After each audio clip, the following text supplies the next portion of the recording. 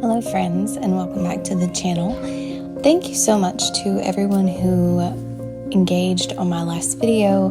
I know I've been absent here for quite a few months, so getting back into YouTube just feels really good, and I just really appreciate everyone who's given engagement on my videos, commented on my videos.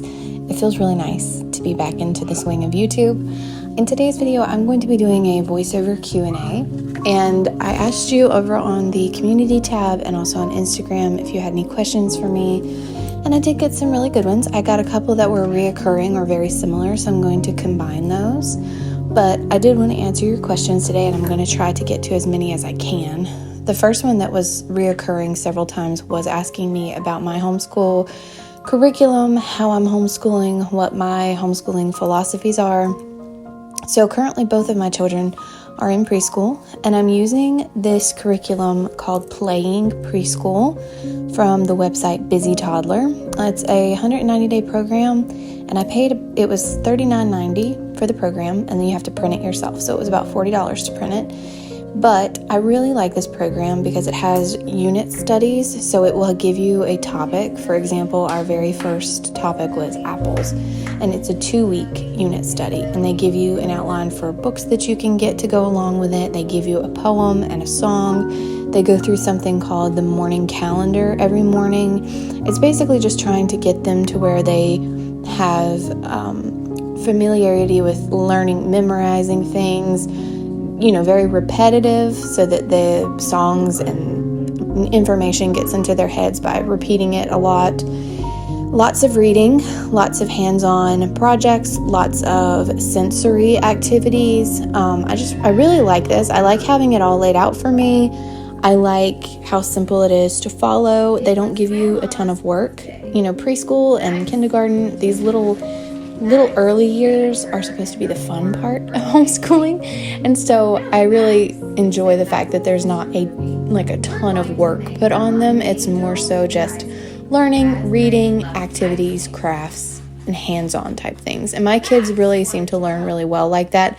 I am a hands-on learner. I have a hard time processing information through books, not books, but academic book learning, I guess is the word that I'm trying to think of. I'm always better as a hands-on learner, and I really think my kids are too. Right now, our unit study is about food, so we did a Play-Doh activity where we made Play-Doh cookies today. My kids seem to really enjoy the school, and they are learning a lot. So that is what I'm doing for homeschool right now, and as far as going forward, we're going to take it just year by year and see how I feel. I'm a little nervous about later grades. I'm a little nervous about that because I wasn't the strongest at book learning, so we're just going to play it year by year. But my intention is to go forward using the Charlotte Mason method. That's what my mom used for us growing up. I am a homeschool graduate. My mom homeschooled 3 children through graduation, so that is what I plan to do. But I am a newbie at this, so I don't really have any advice to share. But something that sticks in my head is I talked to a lady once who had started a homeschool co-op, and she had homeschooled 3 children, and she was very, very nice. And she said that, you overthink it when they're really small, and that if all you do from the time they're born to the time they're 6 years old is read to them every single day and take them outside, that's enough. And I thought that was a really interesting thought process on it. So that has always stuck in my mind. And of course, we're doing a little more than that. We're following a curriculum, but it really is simple when they're this young. I had several questions about new motherhood that kind of fall under the umbrella of new motherhood from some ladies who either had their first baby, just had their first baby, or is about to have their first baby. So first of all, congratulations to you all. The first one that I wanted to answer is somebody said they were struggling with their 8-week-old not sleeping and sleep deprivation, and does the sleep deprivation get better? And I promise you, it does get better. I know in the moment it feels like you will never sleep again, and believe me, I've felt that way, but it does get better, and eventually you look back and it all seems like a blur. So just hang in there, it will get better.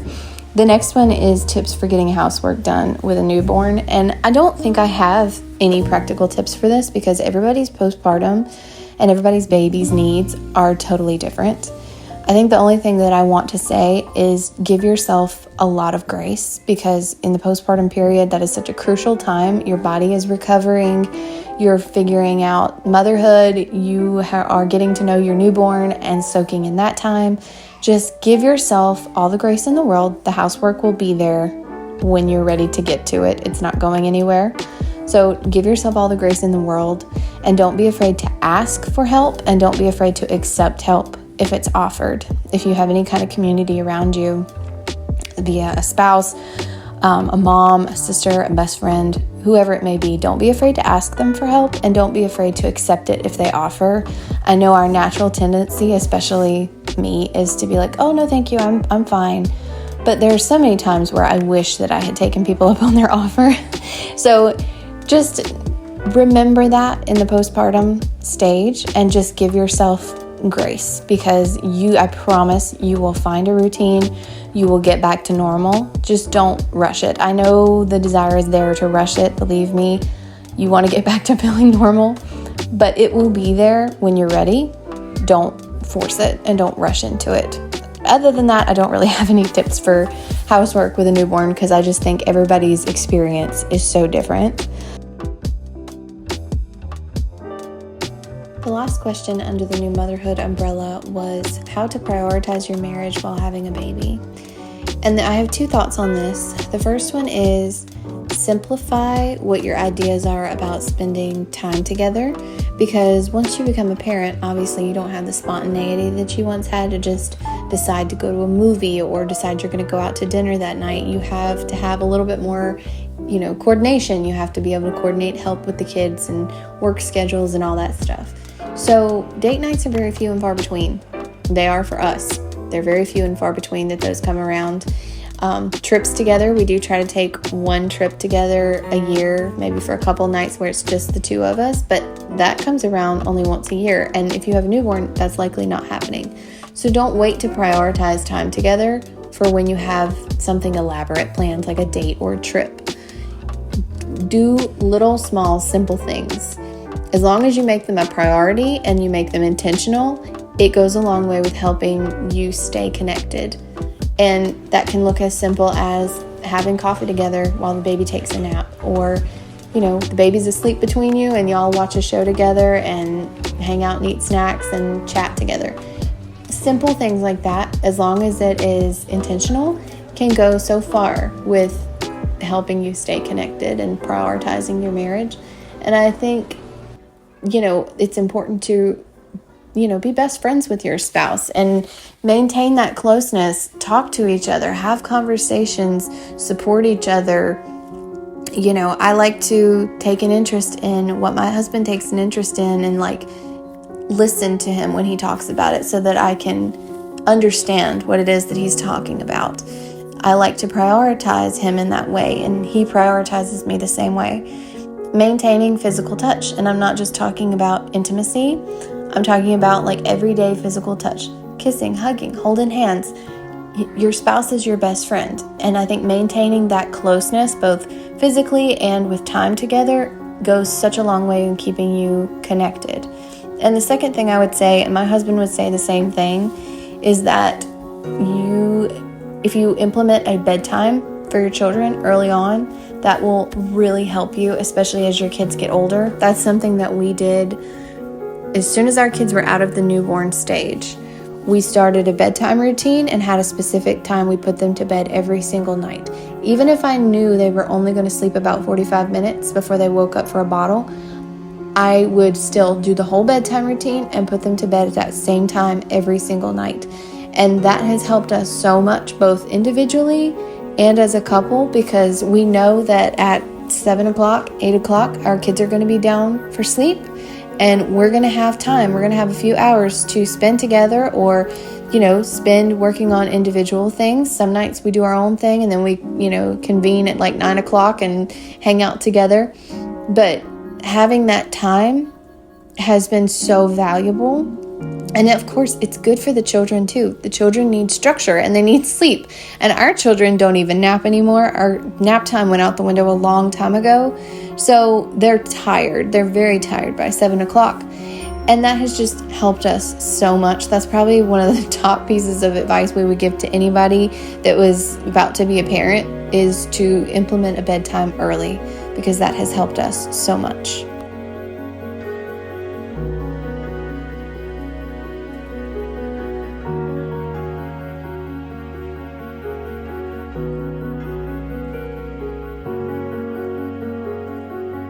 I did get a couple of questions about my curly hair products. I have a whole curly hair routine video on YouTube, so I will link that down below for you.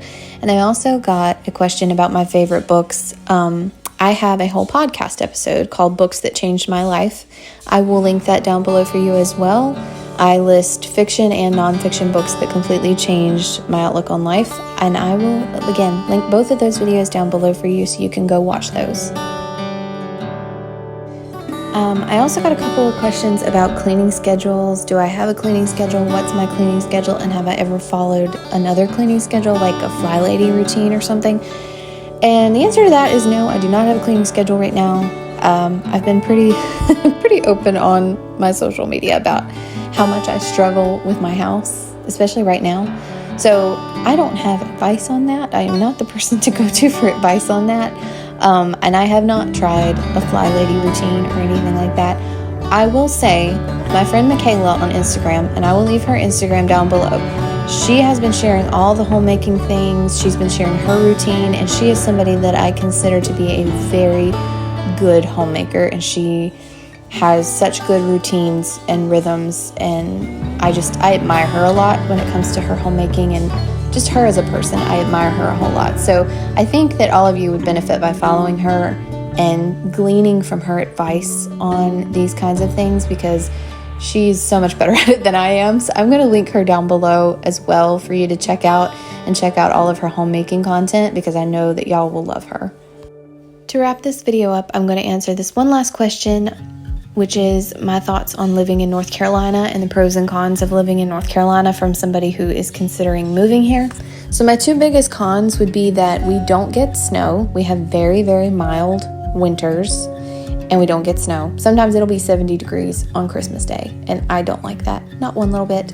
If you're from up north and you get a lot of snow, you might find that appealing. I do not like it, not one little bit. We do not get snow here.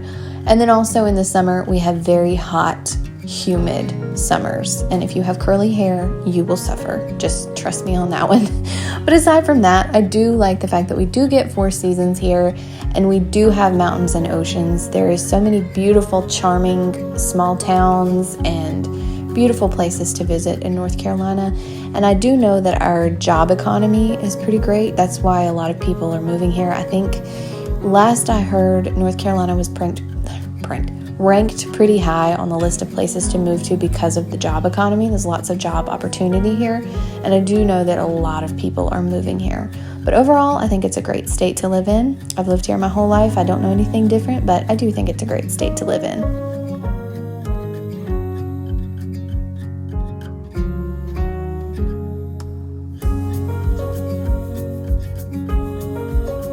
Thank you so much for joining me today. I hope that you enjoyed today's video and got something out of it. Please make sure to like the video and subscribe if you are new here, and I will talk to you guys in the very next one, which will be decorating for Christmas, and I'm very excited. So I will see you guys then.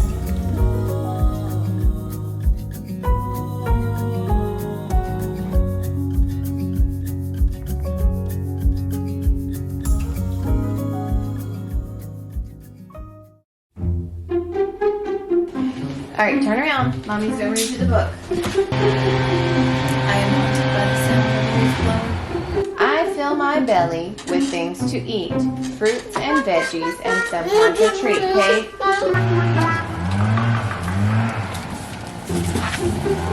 Kate.